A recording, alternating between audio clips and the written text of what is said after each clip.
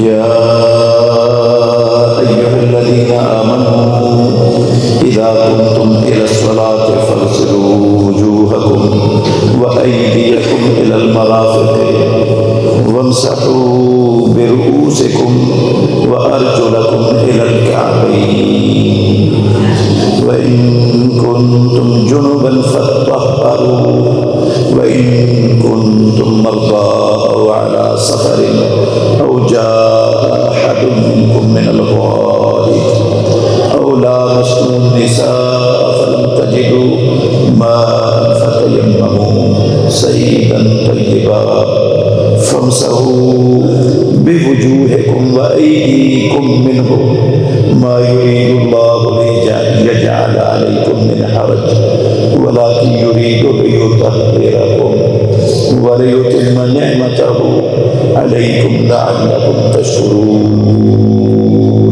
اے ایمان والو،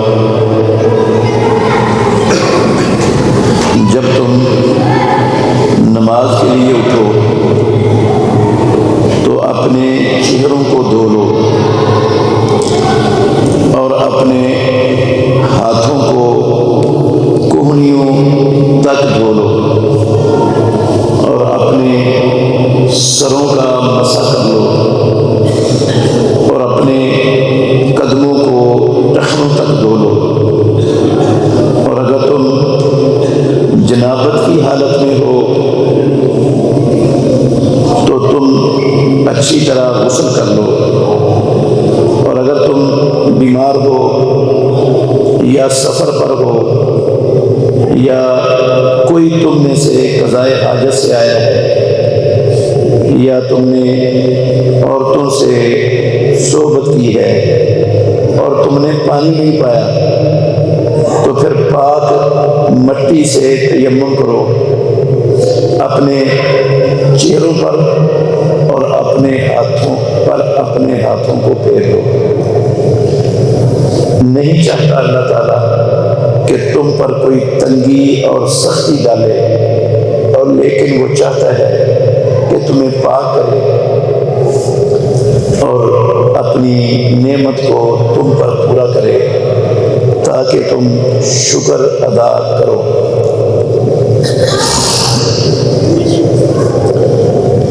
ہر قسم کی حمد و ثنا اللہ مالک العالم اللہ وحدہ لا شریک کی ذات اقدس کے لیے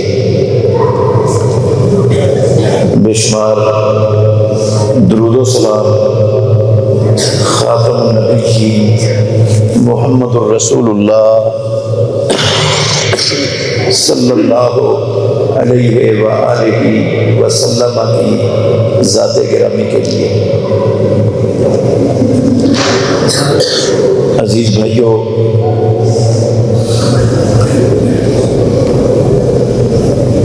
اس فتنوں کے دور میں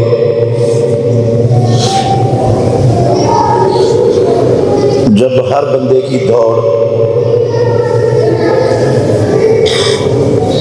اپنے دنیاوی ساز و سامان کا حصول رہ گیا ہے،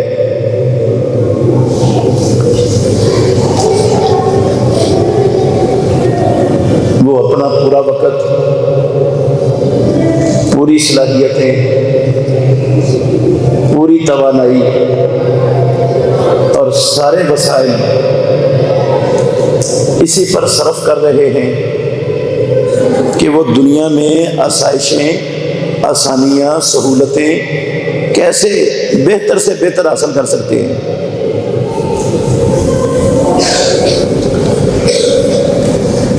اللہ مالک الملک نے جو فرائض اپنے بندوں پر عائد کیے ہیں، ان فرائض میں حد سے زیادہ کوتاہی، حد سے زیادہ لاپرواہی، وہ مسلمان اس کا شکار ہوئے ہیں۔ آپ غور کر لیں، کلمہ پڑھنے کے بعد اللہ رب العالمین کا سب سے بڑا حکم اپنے بندوں پر دن دن رات میں 5 وقت کی باجماعت نماز ہے۔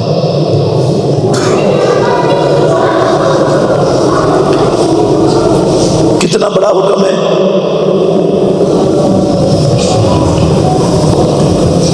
آپ صرف اس چیز سے اندازہ لگا لیں کہ خاتم النبیین محمد الرسول اللہ صلی اللہ علیہ وسلم جب معراج سے واپس آئے، 5 نمازیں اللہ رب العالمین نے آپ کو آپ کی امت کے لیے عطا کی۔ مکے واپس پہنچنے سے لے کر خاتم النبیین محمد الرسول اللہ صلی اللہ علیہ وسلم نے اپنی زندگی کے آخری سانس تک ایک نماز نہیں چھوڑی محمد الرسول اللہ صلی اللہ علیہ وسلم۔ آپ خاتم النبیین ہیں، رحمت للعالمین ہیں، آپ اللہ کی مخلوق میں سب سے زیادہ عزتوں عظمتوں والے ہیں، سب سے زیادہ اللہ کے مقرب محبوب اور پیارے نبی ہیں۔ سب سے اونچا مقام اللہ نے دنیا میں بھی، محشر میں بھی، جنت میں بھی محمد الرسول اللہ صلی اللہ علیہ وسلم کو عطا کی ہے۔ نہ کوئی دنیا میں آپ کا مقابلہ کر سکتا ہے مخلوقات میں سے، نہ کوئی میدان محشر میں آپ کے مقابلے میں کھڑا ہو سکتا ہے، اور لوگوں میں سے، انسانوں میں سے، اللہ کی مخلوقات میں سے، اور نہ ہی جنت میں کوئی محمد الرسول اللہ صلی اللہ علیہ وسلم کے درجے تک اللہ کی مخلوقات میں کوئی پہنچ سکتا ہے۔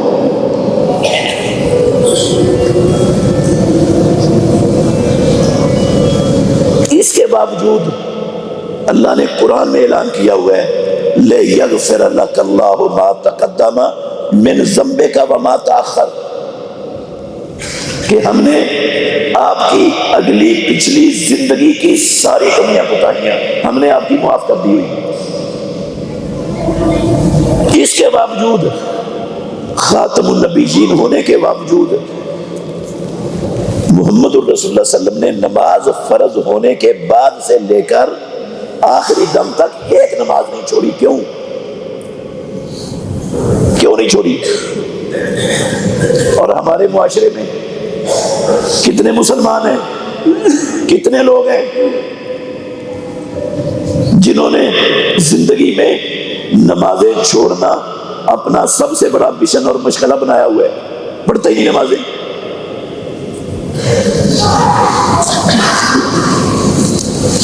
اور جو لوگ نمازیں پڑھتے ہیں، تھوڑے لوگ پڑھتے ہیں، بہت کم ہیں، جو پڑھنے والے ہیں نمازیں، ان پر فرض تھا، لازم تھا، آسمانوں والے رب نے فرض کیا تھا کہ تم اپنا ہر عمل اللہ اور اللہ کے رسول محمد الرسول اللہ صلی اللہ علیہ وسلم کی اطاعت کے اندر رہ کر کرنا ہے۔ نماز کا عمل ہے تو نماز اپنی مرضی پر نہیں پڑھنی، جیسے آپ کا دل کرے،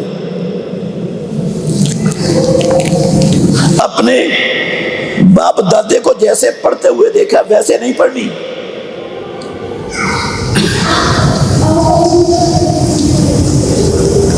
اپنے مولوی صاحب، پیر صاحب، امام صاحب، ان کی مرضی کے مطابق نہیں پڑھنی۔ نماز پڑھنی ہے، کوئی بھی عمل کرنا ہے تو اللہ نے کہا یا ایھا الذین آمنوا، اے ایمان والو، اطیعوا اللہ واطیعوا الرسول ولا تبطلوا اعمالکم، تمہارا ہر عمل، ہر عبادت، ہر فریضہ جو تم نے ادا کرنا ہے اپنے رب کے کہنے پر، اس میں اللہ کی اور اللہ کے رسول کی اطاعت کو مد نظر رکھنا ہے۔ ہر عمل اللہ اور اللہ کے رسول کی اطاعت کے اندر رہ کر کرنا ہے، اور اگر اطاعت سے ہٹ گئے، اللہ کے حکم کی پرواہ نہیں کی، اس کو جانا بھی نہیں، سیکھا بھی نہیں، ساری زندگی کوشش بھی نہیں کی، بس جو دیکھا اپنے خاندان والوں کو، اپنے معاشرے والوں کو، اپنے بڑوں کو، ویسے ہی ساری زندگی چلتے رہے، پڑھائی نہیں، کچھ جانا ہی نہیں۔ اللہ اکبر۔ میرے محترم بھائیوں، اللہ نے صاف صاف کہہ دیا، یہ میری بات نہیں ہے، نہ کسی مولوی صاحب کی، اگر تم نکلو گے نا اللہ کی اطاعت سے، رسول اللہ صلی اللہ علیہ وسلم کی اطاعت سے، تو جو بھی عمل کرو گے وہ تمہارا عمل باطل ہو جائے گا۔ وہ نماز کا عمل ہے، وہ حج کا عمل ہے، وہ جہاد کا عمل ہے، وہ تبلیغ کا عمل ہے، وہ زکوٰۃ کا عمل ہے، کوئی بھی عمل ہے، اگر اللہ کی اور اللہ کے رسول کی اطاعت نہیں ہے اس میں، تو وہ عمل باطل ہے، رائے گاہ ہے۔ اس عمل سے بندے کو اللہ رب العالمین کے ہاں کوئی اجر اس کی توقع نہیں رکھنی چاہیے۔ جو باطل ہو جائے گا وہ اللہ رب العالمین کے ہاں کیسے قبول ہوگا اور کیسے اجر دے گا پروردگار اس پر؟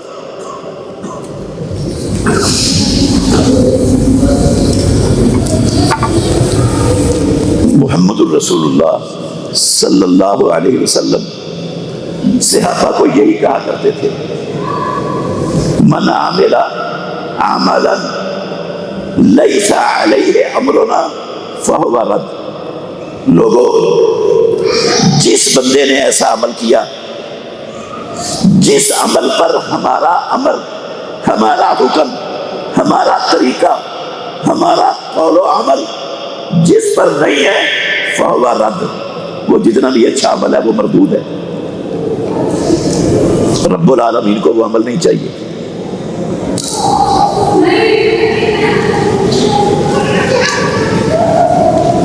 میں آپ کو ہمیشہ یہی بات سمجھانے کے لیے مثال دیتا ہوں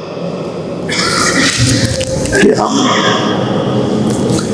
فجر کی نماز کے 2 فرض پڑھتے ہیں، ظہر عصر عشاء کے 4 فرض پڑھتے ہیں، مغرب کے 3 فرض پڑھتے ہیں۔ اگر ان فرضوں میں ایک رکعت اضافہ کر لیں تو نماز ہو جائے گی ہماری؟ کیوں نہیں ہوگی؟ جو 4 رکعتوں میں پڑھا ہے 5ویں رکعت میں بھی وہی پڑھا ہے، جو 2 رکعتوں میں پڑھا ہے 3ری رکعت میں بھی وہی پڑھا ہے، جو 3 رکعتوں میں پڑھا ہے مغرب کی 4تھی رکعت میں بھی وہی پڑھا ہے۔ وہ 3 رکعتیں پڑھے مغرب کی تو وہ ہو جاتی ہے، اور وہی اگر 4تھی رکعت کا اضافہ کر لیں اور وہی پڑھے جو 3 میں پڑھا جاتا ہے۔ کیا پڑھا جاتا ہے؟ سورہ فاتحہ پڑھی جاتی ہے، قرآن مجید کی کوئی سورت پڑھی جاتی ہے، وہی پہلی رکعتوں میں ہے، وہی 4تھی رکعت میں ہے، کیوں نہیں ہوگی نماز؟ طریقہ نہیں ہے محمد الرسول اللہ صلی اللہ علیہ وسلم کا۔ جس نے اللہ اور اللہ کے رسول کی اطاعت کو چھوڑا زندگی میں، میرے محترم بھائیوں، عمل اس کا رائے گاہ اور باطل ہے، مردود ہے اس کا عمل، اللہ رب العالمین کو نہیں چاہیے۔ تو میں یہ کہنا چاہتا ہوں، اکثر لوگ تو نماز پڑھتے ہی نہیں، قریب بھی نہیں جاتے، نماز پڑھنے کو اپنے وقت کا ضیاع سمجھتے ہیں، اور جو لوگ پڑھتے ہیں اللہ کی قسم ان کو محمد الرسول اللہ کی نماز کا طریقہ ہی نہیں آتا، ان کو پتہ ہی نہیں محمد الرسول اللہ نے نماز کیسے پڑھی ہے، انہوں نے کبھی سیکھا ہی نہیں اللہ کے نبی کی نماز کیسے تھی۔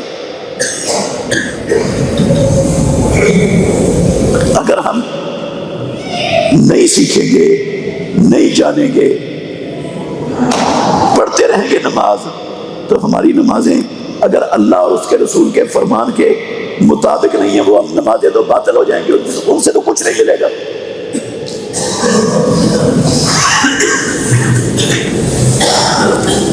نماز سے پہلے وضو ہے، بے شمار لوگ ہیں، عمریں بیت گئی، کوئی زندگی کے 60 سال گزار چکا ہے، کوئی 70 سال گزار چکا ہے، کوئی 75 سال گزار چکا ہے۔ آپ دیکھ لیں، دنیا کی ایک چیز کا پتہ ہے کہ ہم نے اپنی دنیا کی زندگی کو بہتر کیسے کرنا ہے، اس کو اچھا کیسے کرنا ہے، کیا کیا کرنے سے ہم آسائشیں سہولتیں حاصل کر سکیں گے، کس سے ہم اپنے کام کو اچھا بنا سکیں گے؟ ہر شے کا پتہ ہے، نہیں پتہ تو نماز کے لیے وضو کیسے کرنا ہے، محمد رسول اللہ صلی اللہ علیہ وسلم کے وضو کا طریقہ مسلمانوں کو نہیں آتا، بے شمار لوگوں کو نہیں آتا۔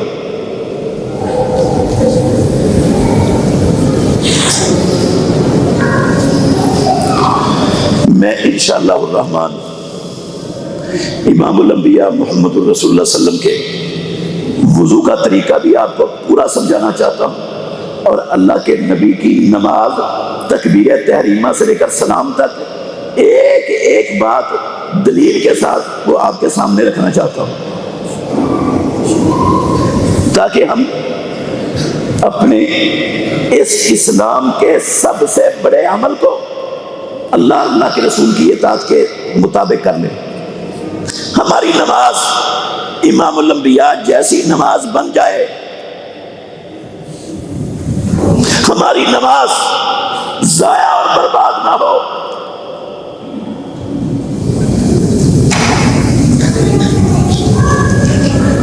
نماز کے لیے وضو کرنا شرط ہے، شرط۔ اگر نماز سے پہلے مسلمان کا وضو نہیں ہے نا، نماز سے پہلے وضو نہیں ہے تو وضو کرنا فرض ہے، اور اگر وضو ہے نماز سے پہلے، نماز کا ٹائم ہو گیا، پہلے کا کیا ہوا وضو ہے تو دوبارہ وضو کر لے، یہ مستحب ہے، افضل ہے۔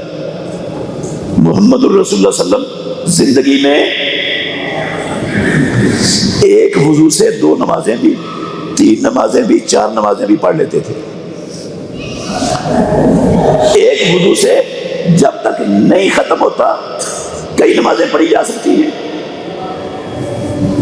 لیکن اگر بندے کا پہلے سے وضو موجود ہے، نماز کا وقت ہو گیا ہے، اگر وہ دوبارہ سے وضو کرتا ہے تو اسے اجر ملے گا، مستحب عمل ہے۔ امام الانبیاء نے اس کو نور علی نور کہا ہے۔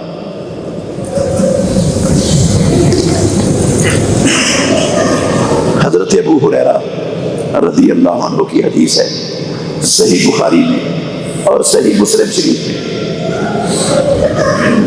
کہتے ہیں رسول اللہ صلی اللہ علیہ وسلم نے فرمایا، لا يقبل اللہ صلاۃ احدکم اذا احدث حتی یتوضا، تم میں سے کسی شخص کی نماز اس وقت تک قبول ہی نہیں کی جاتی جب وہ بے وضو ہو اور وضو نہ کر لے، اس وقت تک اس کی نماز ہی قبول نہیں ہوئی۔ اگر بغیر وضو کے پڑھتا ہے، وضو نہیں کیا تو نماز قبول نہیں ہے۔ حضرت عبداللہ بن عباس رضی اللہ عنہما کی حدیث ہے، ترمذی میں اور سنن ابو داود میں، وہ کہتے ہیں کہ رسول مکرم صلی اللہ علیہ وسلم نے فرمایا، انما امرت بالوضوء اذا قمت الى الصلاۃ، مجھے محمد الرسول اللہ صلی اللہ علیہ وسلم کو حکم دیا گیا ہے وضو کرنے کا، اس وقت وضو کرنے کا حکم دیا گیا ہے جب میں نماز کے لیے اٹھوں، نماز کے لیے کھڑا ہوں تو میں وضو کی حالت میں ہوں، مجھے اس بات کا حکم دیا گیا ہے۔ یہ حکم محمد الرسول اللہ صلی اللہ علیہ وسلم کو دینے والا کون ہو سکتا ہے کائنات میں؟ وہ اللہ رب العالمین ہی ہو سکتے ہیں، اللہ کی طرف سے حکم ہے۔ اور یہ جو آیت میں نے آپ کے سامنے پڑھی ہے، 6 نمبر آیت سورہ مائدہ کی، اللہ مالک الملک نے اس 6 نمبر آیت میں ایمان والوں کو مخاطب کر کے حکم دیا ہے، اذا قمتم الی الصلاۃ فاغسلوا وجوہکم، جب بھی تم نماز کے لیے اٹھو تو اپنے چہروں کو دھو لو، وضو کرو۔ اور امام الانبیاء یہی اسی کی ترجمانی کرتے ہوئے کہتے ہیں، انما، مجھے صرف اور صرف وضو کا حکم دیا گیا ہے، اذا قمت الی الصلاۃ، جب میں نماز کے لیے اٹھوں، نماز کے لیے کھڑا ہوں۔ اس کا مطلب ہے نماز کے علاوہ اسلام میں، اللہ کے دین میں، محمد الرسول اللہ صلی اللہ علیہ وسلم کی شریعت میں نماز کے علاوہ کوئی عبادت ایسی ہے ہی نہیں جس کے لیے وضو کا اللہ نے اپنے نبی کو حکم دیا ہو۔ جس کے لیے وضو شرط ہو، فرض واجب اور ضروری ہو، کوئی عبادت نہیں ہے اسلام میں۔ بیت اللہ کا طواف ہے لیکن وہ بھی نماز ہے، اس کو بھی نماز کہا ہے۔ محمد الرسول اللہ صلی اللہ علیہ وسلم نے، آپ نے فرمایا الطواف بالبیت صلاۃ، بیت اللہ کا طواف کرنا نماز ہے۔ تو جب وہ نماز ہے بیت اللہ کا طواف، آپ نے کہا اس میں بات بھی ہو سکتی ہے اور بندہ چلتا بھی ہے، لیکن ہے وہ نماز۔ تو نماز کے لیے وضو شرط ہے، ایک نماز اور ایک بیت اللہ کا طواف۔ اس کے علاوہ اسلام کی کوئی عبادت ایسی ہے ہی نہیں جس کے لیے اللہ نے وضو کا حکم دیا ہو یا محمد الرسول اللہ صلی اللہ علیہ وسلم نے وضو کرنے کا اس سے پہلے حکم دیا۔ نہ قرآن مجید کی تلاوت کے لیے، نہ زکوٰۃ ادا کرنے کے لیے، نہ کسی اور کام کے لیے وضو شرط نہیں ہے، صرف نماز کے لیے وضو ضروری ہے۔ ویسے اگر بندہ باوضو رہتا ہے، اس کی عادت ہے 24 گھنٹے باوضو رہتا ہے، تو بہت اچھی بات ہے۔ تلاوت کرتا ہے وضو کر کے تو بہت اچھی بات ہے، ہر کام وضو کر کے کرتا ہے تو بہت اچھی بات ہے، لیکن وضو شرط نہیں ہے، فرض نہیں ہے، واجب اور ضروری نہیں ہے۔ نماز اور بیت اللہ کے طواف کے علاوہ کسی شے کے لیے وضو کا حکم نہ اللہ کا ہے نہ محمد الرسول اللہ صلی اللہ علیہ وسلم کا ہے۔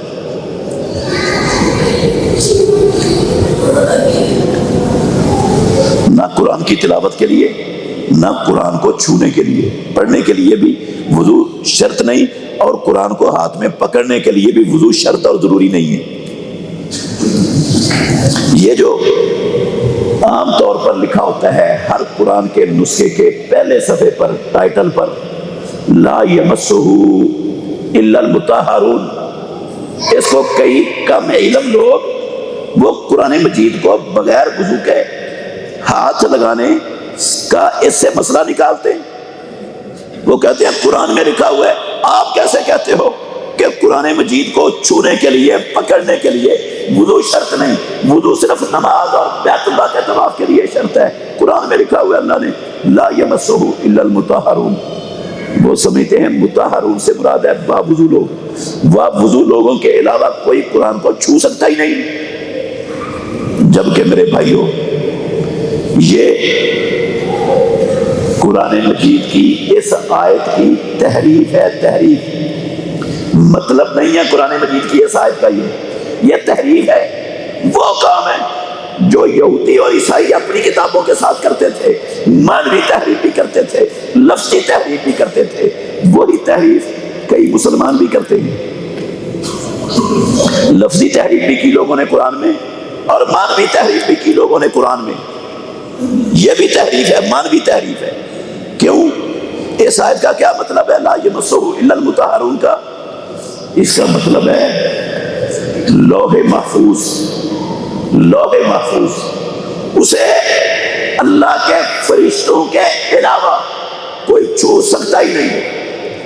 یہ لوح محفوظ کی بات ہے۔ اس کا سیاق بھی لوح محفوظ میں ہے اور اس کا سباق بھی لوح محفوظ میں۔ پچھلی آیتیں بھی ساری لوح محفوظ کے متعلق ہیں اور اس سے آگے والی آیات بھی ساری لوح محفوظ سے متعلق ہے۔ لوح محفوظ وہ ہے جو پروردگار نے سب سے پہلی مخلوق قلم بنانے کے بعد قلم سے حکم دیا تھا قلم کو کہ لکھ دو، اور اس نے لکھ دیا تھا، اس کا نام ہے لوح محفوظ۔ لا یمسہ، یہ فرشتے ہیں کہ فرشتے اس لوح محفوظ کو چھو سکتے ہیں، ان کے علاوہ کسی کی استطاعت نہیں ہے لوح محفوظ کو ہاتھ لگانا۔ آیت کیا تھی اور لوگوں نے اس کو اٹھا کر کس پر لگا دیا؟ منع کر دیا لوگوں کو، نہیں، بغیر وضو کے قرآن کو نہیں پکڑنا، چھونا نہیں ہے، ہاتھ نہیں لگانا، پڑھنا نہیں ہے۔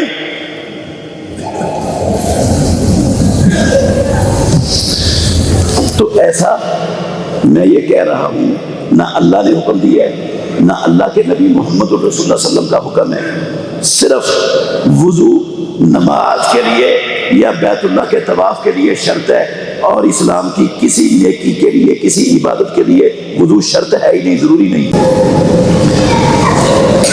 ایک حدیث ہے، رسول مکرم صلی اللہ علیہ وسلم نے فرمایا، ابو سعید خدری رضی اللہ عنہ حدیث کے راوی ہیں، ترمذی شریف میں یہ حدیث ہے، مفتاح الصلاۃ الطہور وتحریمها التکبیر وتحلیلها التسلیم۔ نماز کی چابی، نماز کی کنجی جس سے آپ نماز کے عمل کو کھول سکتے ہو، وہ وضو ہے۔ وضو نماز کے لیے شرط ہے، وضو کے بغیر نماز نہیں ہوتی۔ وضو کو امام الانبیاء نے نماز کی کنجی اور چابی قرار دیا ہے۔ ہاں، نماز میں نماز کے علاوہ باقی حلال کاموں کو حرام کرنے والی چیز ہے تکبیر تحریمہ۔ جب بندہ اللہ اکبر کہہ کے ہاتھ باندھ لیتا ہے، سارے کام جو اللہ اکبر کہنے سے حلال تھے وہ سارے حرام ہو گئے۔ تحریمها التکبیر، اس کی تکبیر سے حلال کام سارے حرام ہو جاتے ہیں۔ کھانا پینا حلال ہے، حرام ہو جاتا ہے۔ بات چیت کرنا حلال ہے، حرام ہو جاتا ہے۔ ادھر ادھر دیکھنا حلال ہے، حرام ہو جاتا ہے۔ وَالتَّحْلِيلُ التَّسْلِيمُ، اور امام الانبیاء محمد الرسول اللہ صلی اللہ علیہ وسلم نے فرمایا، یہ جو چیزیں حرام ہوئی ہیں نا، ان کو حلال کرنے والی چیز سلام پھیرنا ہے۔ جب سلام پھیر جائے گا تو وہ ساری حرام کردہ چیزیں اس کے بعد حلال ہو جائیں گی۔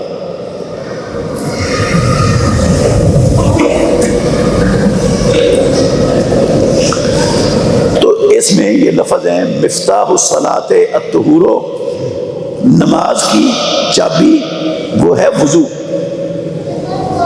وضو کا حکم دیا اللہ رب العالمین نے، وضو کا حکم دیا ہے محمد الرسول اللہ صلی اللہ علیہ وسلم نے، اور پیارے پیغمبر نے کہا وضو کے بغیر بندے کی نماز قبول نہیں ہوتی۔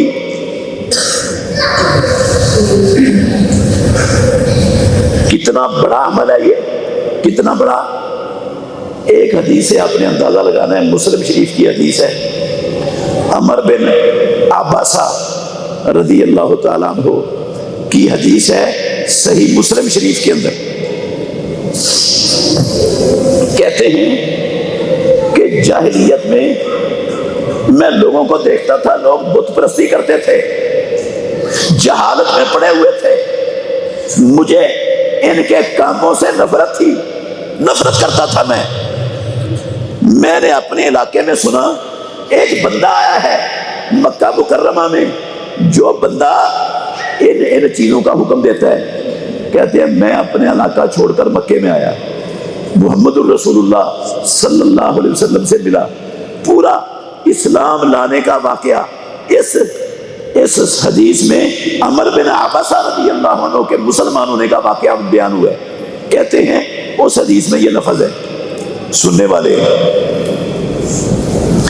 کہتے ہیں عمر بن عباسہ رضی اللہ عنہ، میں نے رسول مکرم صلی اللہ علیہ وسلم سے پوچھا کہ اللہ کے نبی اخبرنی عن الوضوء، مجھے آپ وضو کے متعلق بتلاؤ، یہ وضو کیا چیز ہے، یہ وضو کون سا اللہ کا حکم ہے، یہ کون سی عبادت ہے، اس وضو کرنے سے بندے کو ملتا کیا ہے، کیا حاصل ہوتا ہے بندے کو وضو سے، مجھے اس وضو کے متعلق بتلاؤ۔ تو کہتے ہیں عمر بن عباسہ رضی اللہ عنہ، رسول مکرم صلی اللہ علیہ وسلم نے فرمایا کہ بندہ اذا قرب وضوءہ، جب وضو کے پانی کو اپنے قریب کرتا ہے اپنے اعضائے وضو کو دھونے کے لیے، فمزمز واستنشق واستنثر، وہ کلی کرتا ہے، ناک میں پانی کھینچتا ہے، ناک سے پانی کو جھاڑتا ہے، خرجت خطایاہ من فمہ وخیاشیمہ، امام الانبیاء نے فرمایا اس کی ساری غلطیاں، اس کے منہ سے ہونے والی غلطیاں اور اس کے ناک سے ہونے والی ساری غلطیاں ہی پانی سے نکل جاتی ہیں۔ بندہ جس طرح اللہ نے اس کو حکم دیا ہے، جیسے اللہ نے حکم دیا ہے ویسے اپنے چہرے کو دھوتا ہے، تو چہرے سے ہونے والی، آنکھوں سمیت پورے چہرے سے ہونے والی ساری غلطیاں امام الانبیاء نے فرمایا وہ داڑھی کے بالوں کے اطراف سے، کناروں سے، نوکوں سے نکل جاتی ہے۔ پھر بندہ اپنے بازوؤں کو اپنے کوہنیوں تک، کوہنیوں سمیت اچھی طرح دھوتا ہے تو اس کے بازوؤں سے ہونے والے سارے گناہ اس کے ناخنوں کے نوکوں کی اطراف سے نکل جاتے ہیں۔ پھر بندہ سر کا مسح کرتا ہے تو سر سے ہونے والی ساری غلطیاں اور سارے گناہ اس کے بالوں کے اطراف سے، کناروں سے نکل جاتے ہیں۔ پھر بندہ پاؤں دھوتا ہے تو پاؤں سے ہونے والے سارے گناہ اس کے پاؤں کی انگلیوں کے پوروں سے نکال دیتا ہے پروردگار۔ پھر بندہ 2 رکعتیں پڑھتا ہے اور اپنے دل کو فارغ رکھتا ہے اللہ کے لیے، اس کا دل دنیا کی کسی مصروفیت میں مشغول نہیں ہوتا، 2 رکعتوں میں اپنے دل کو اللہ کے لیے فارغ کر لیتا ہے۔ پیارے پیغمبر نے فرمایا یسیرو کا ہیئتہ ہی ولدتہ امہ، بندہ ایسے ہو جاتا ہے جیسے اس کی ماں نے ابھی اسے جنم دیا۔ اللہ اس کے صغیرہ سارے کے سارے گناہوں کو معاف کر دیتا ہے، صرف وضو کر کے یہ 2 رکعتیں توجہ، خشوع اور خضوع کے ساتھ پڑھنے کے نتیجے میں۔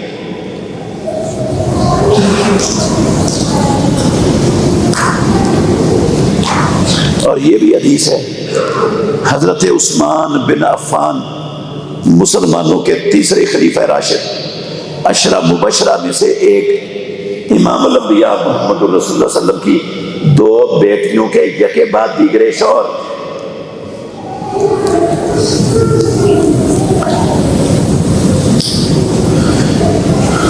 وہ بیان کرتے ہیں انہوں نے وضو کیا، حضرت عثمان بن عفان ان کے آزاد کردہ غلام ہے حمران، وہ یہ حدیث بیان کرتے ہیں حضرت عثمان بن عفان سے کہ میں نے حضرت عثمان بن عفان رضی اللہ عنہ کو دیکھا، انہوں نے وضو کیا، وہ وضو کا سارا طریقہ بیان کیا۔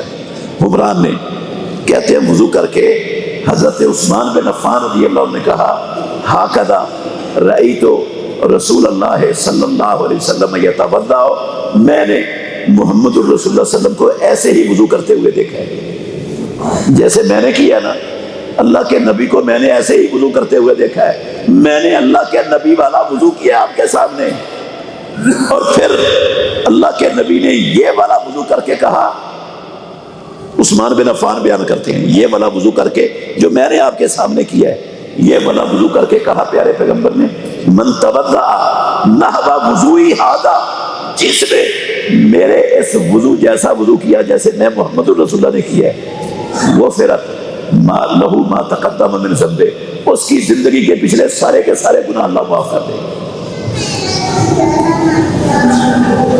2 باتیں اس سے سمجھ آ رہی ہیں، ہر بندے کو سمجھنی چاہیے۔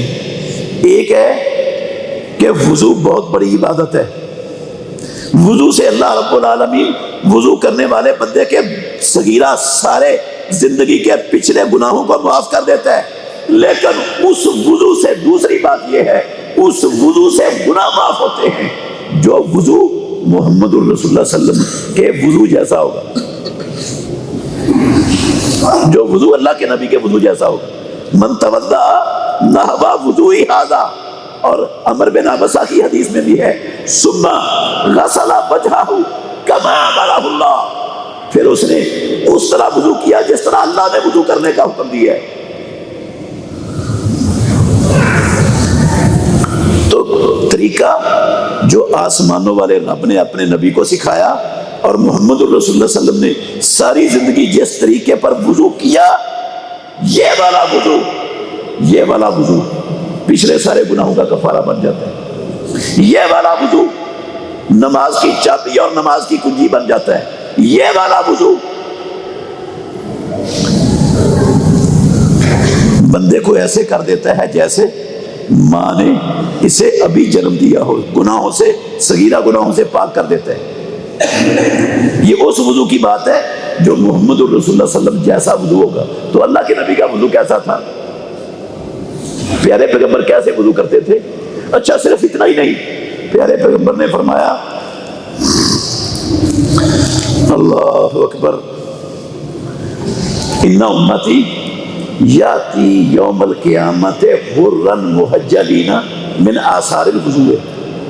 لوگوں، میری امت محمد الرسول اللہ صلی اللہ علیہ وسلم کا کلمہ پڑھنے والے، اللہ نے میری امت کو یہ شرف، یہ شان عطا کی ہے کہ قیامت والے دن ساری امتوں میں سے صرف میری امت ہوگی جس امت، میری امت کے لوگوں کے عزائے وضو چمک رہے ہوں گے قیامت کے دن میدان محشر میں، اور میں اپنی امت کو ان کے عزائے وضو سے پہچان لوں گا.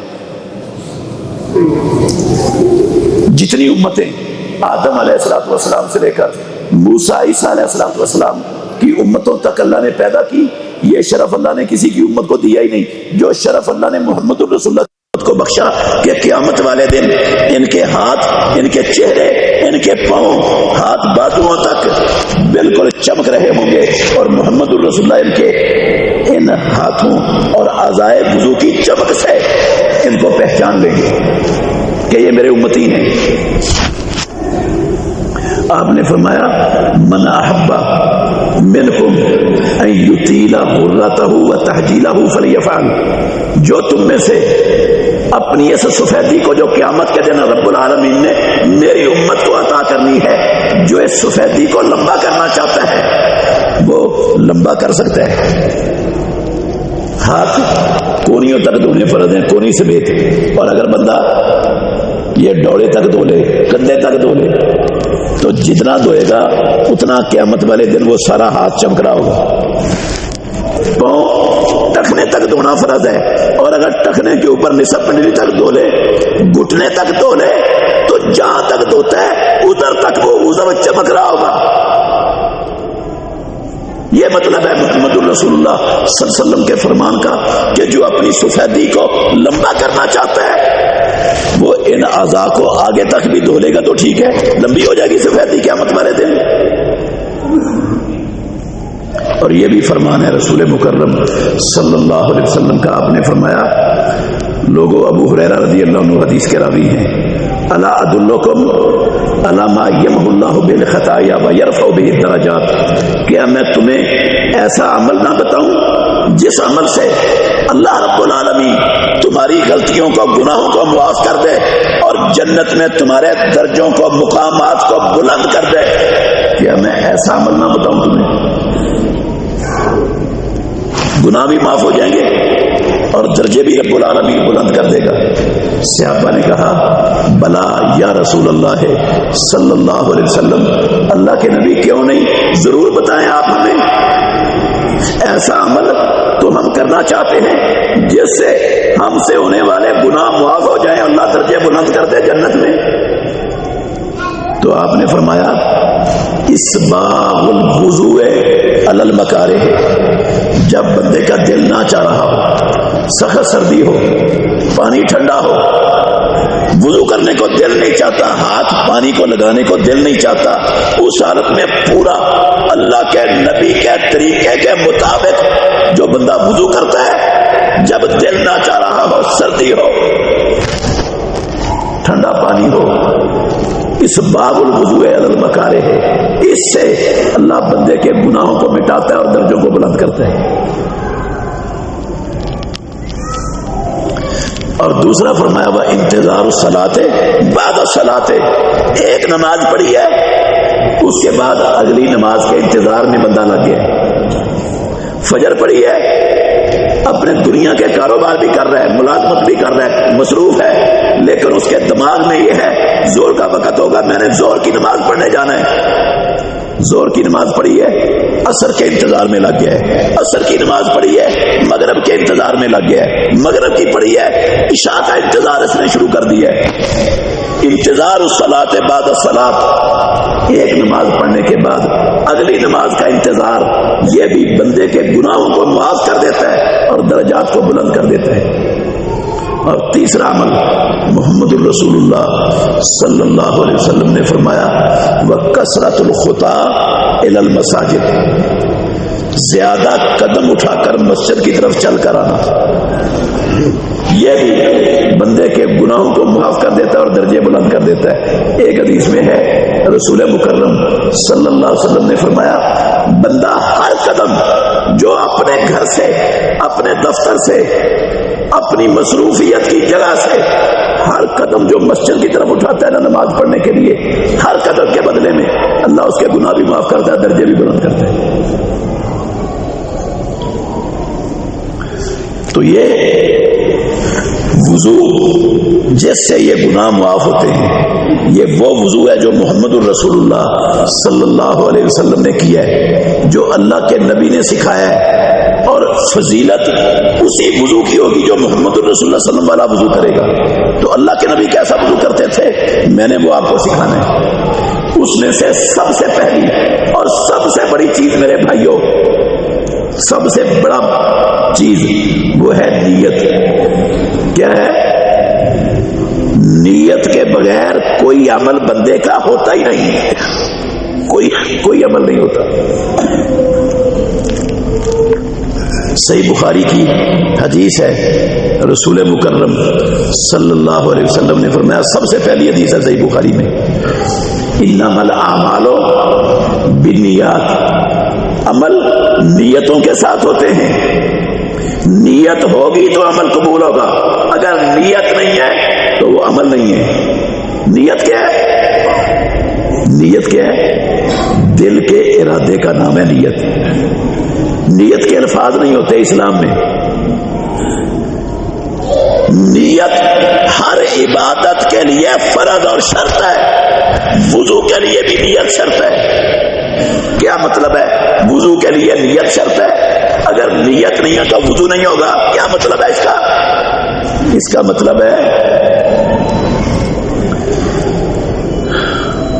بندے نے اپنے ہاتھ دھوئے، باہر سے آیا ہے، ہاتھ دھوئے، کلی بھی کر لی ہے، ناک بھی جھاڑ لیا پانی چڑھا کر، چہرہ بھی دھو لیا، بازو بھی دھو لیے، پاؤں بھی دھو لیے، سر میں بھی ہاتھ پھیر لیا، جس طرح وضو ہوتا ہے نا سارا کر لیا، لیکن اس کے دل میں یہ نہیں تھا، یہ ارادہ نہیں تھا کہ میں اعضاء اس لیے دھو رہا ہوں کہ میں نماز پڑھنے کے قابل ہو جاؤں، نماز پڑھنے کی صلاحیت اور اہلیت میرے اندر آ جائے۔ یہ نیت نہیں تھی۔ نیت اس کی کیا تھی؟ دل میں کیا تھا؟ گرد و غبار سے گزر کے آیا ہوں، مٹی بڑی پڑی ہوئی تھی، تو چلو میں اپنے یہ اعضاء جو بظاہر ننگے ہوتے ہیں ان کو دھو لیتا ہوں تاکہ مٹی اتر جائے۔ بے شک اس نے سارا وہ وضو والے اعضاء ہوئے ہیں، وضو سے، اس وضو سے یہ نہ وضو ہے اور نہ اس وضو سے نماز ہونی ہے، کیونکہ وضو کے لیے نیت شرط ہے۔ نیت کا مطلب کیا ہے؟ بندے کے دل میں جب اپنے اعضاء دھونا شروع کرتا ہے، دھونے لگا ہے، وضو کرنے لگا ہے، اس کے دل میں یہ بات موجود ہو کہ اس لیے وضو کر رہا ہوں، اس لیے میں اعضاء دھو رہا ہوں، کہ یہ نماز کے لیے شرط ہے، اس کے بغیر نماز قبول نہیں ہوتی، میں نماز پڑھنے کے قابل بن جاؤں اس لیے میں اپنے اعضاء کو دھونا چاہتا ہوں۔ اس کا نام ہے نیت۔ نیت میرے بھائیوں زبان کے ساتھ پڑھی نہیں جاتی، نہ وضو کی نیت پڑھی جاتی ہے، نہ غسل کی کوئی نیت پڑھی جاتی ہے، نہ نماز کی کوئی نیت زبان سے پڑھی جاتی ہے، اور نہ زکوٰۃ کی نیت زبان سے پڑھی جاتی ہے، نہ روزے کی نیت زبان سے پڑھی جاتی ہے، نہ حج اور عمرے کی نیت زبان سے پڑھی جاتی ہے۔ نیت کا انسان کی زبان سے تعلق ہی کوئی نہیں، سرے سے تعلق ہی نہیں۔ اسلام میں نیت کا تعلق کس کے ساتھ ہے؟ دل کے ساتھ۔ دل کے ارادے کو نیت کہا جاتا ہے۔ جو لوگ نماز سے پہلے، وضو سے پہلے، غسل سے پہلے، کئی لوگ جاہل ہیں، وہ کہتے ہیں بھئی آپ غسل کی نیت سناؤ، غسل کی نیت کیا سناؤ، غسل کی نیت۔ بھئی غسل کی نیت اسلام میں، اللہ کے دین میں تو ہے ہی نہیں جو پڑھی جائے، جو سنائی جائے کسی کو۔ نیت دل کے ارادے کا نام ہوتا ہے، اور جب دل کا ارادہ نہ ہو تو پھر وہ عمل قبول نہیں ہوتا۔ ہر نماز کے لیے بھی وضو کے لیے بھی، حج کے لیے بھی، عمرے کے لیے بھی، زکوٰۃ کے لیے بھی، ہر عبادت کے لیے نیت فرض ہے، شرط ہے۔ نیت کے بغیر کوئی عمل اللہ رب العالمین کے ہاں پہنچتا ہی نہیں، اور نیت دل کے ارادے کا نام ہے، زبان سے پڑھنے کا نام نہیں۔ یہ میری اکیلے کی بات نہیں ہے، فقہ حنفی کی بڑی بڑی معتبر کتابوں سے حوالے دے سکتا ہوں۔ انہوں نے بھی لکھا ہے، ائمہ فقہ حنفیوں کے اماموں نے لکھا ہے کہ زبان سے یہ جو نیت پڑھی جاتی ہے، یہ وضو کی نیت ہے، یہ روزے کی نیت ہے، یہ غسل کی نیت ہے، یہ نماز کی نیت پڑھی جاتی ہے، یہ بدعت ہے، اس کا اسلام سے تعلق نہیں ہے۔ اور نیت ہونی کیا چاہیے؟ خالص اللہ کی رضا کے لیے، کہ یہ رب کا حکم ہے، میں اپنے رب کا حکم مان کے اللہ کی رضا حاصل کرنا چاہتا ہوں، اور اس لیے یہ میں عمل کر رہا ہوں کہ میرا مالک پروردگار وہ مجھ سے راضی ہو جائے، خوش ہو جائے، اور میں فریضہ ادا کر کے اللہ کے ہاں سرخرو ہو سکوں، اپنی بندگی کا ثبوت دے سکوں۔ اس ارادے کو نیت کہتے ہیں۔ تو وضو کے فرائض میں سے سب سے پہلا فریضہ، اہم ترین چیز جس کے بغیر وضو نہیں ہونا، اور جس وضو سے پڑھی ہوئی نماز بھی نہیں ہونی اگر وضو نہ ہوا تو، وہ ہے نیت۔ قرآن مجید کی آیت میں صرف 4 چیزیں اللہ نے بیان کی ہیں، باقی جو سارا وضو ہے وہ محمد الرسول اللہ نے اپنی زبان سے اور اپنے عمل سے بیان کی ہے، کیونکہ قرآن مجید کا بیان اللہ نے محمد الرسول اللہ صلی اللہ علیہ وسلم کو اس کے لیے بھیجا دنیا میں۔ وَأَنزَلْنَا إِلَيْكَ الذِّكْرَ لِتُبَيِّنَ لِلنَّاسِ مَا نُزِّلَ إِلَيْهِمْ۔ اے محمد صلی اللہ علیہ وسلم، ہم نے آپ کی طرف قرآن اتارا تاکہ آپ لوگوں کو کھول کر بیان کر دیں جو ان کے لیے اللہ نے اتارا، ان کی طرف رب کی طرف سے جو اتارا گیا ہے۔ تو اللہ کے نبی نے اس آیت کو اپنے عمل سے بھی، اپنی وحی والی زبان سے بھی کھول کر بیان کر دی ہے، اور ان میں سے وضو کے لیے محمد الرسول اللہ صلی اللہ علیہ وسلم کا وضو کرنے کے لیے سب سے پہلی شرط، پہلا فریضہ جو ہے وہ نیت ہے۔ میں نے یہ بتا دیا آپ کو کہ نیت زبان سے لفظ پڑھنے کا نام نہیں ہوتا، دل کے ارادے کا نام ہوتا ہے نیت، اور یہ اللہ کی رضا کے لیے ہو، اللہ کی خوشنودی کے لیے ہو، اور دل کے اندر یہ موجود ہو کہ میں اس لیے یہ کام کر رہا ہوں کہ اللہ کا حکم ہے اور اللہ کے نبی کا حکم اور پیارے پیغمبر کا طریقہ ہے۔ اس کے بعد دوسرا بڑا عمل کون سا ہے؟ فریضہ کون سا ہے وضو کا جس کے بغیر وضو نہیں ہوتا؟ پہلا تو نیت ہو گیا، دوسرے سے لے کر آخر تک انشاءاللہ الرحمن آئندہ خطبات میں ایک ایک چیز محمد الرسول اللہ صلی اللہ علیہ وسلم کے وضو کی، کہ پیارے پیغمبر وضو کیسے کرتے تھے، کیسے وضو ہے، کیا کیا فرائض ہیں وضو کے، کس کے بغیر وضو نہیں ہوتا، وہ ساری چیزیں دلائل کے ساتھ انشاءاللہ آپ کے سامنے رکھوں گا۔ اللہ ہمیں سمجھنے کی اور عمل کرنے کی توفیق عطا فرمائے۔ آخر دعوانا ان الحمدللہ رب العالمین۔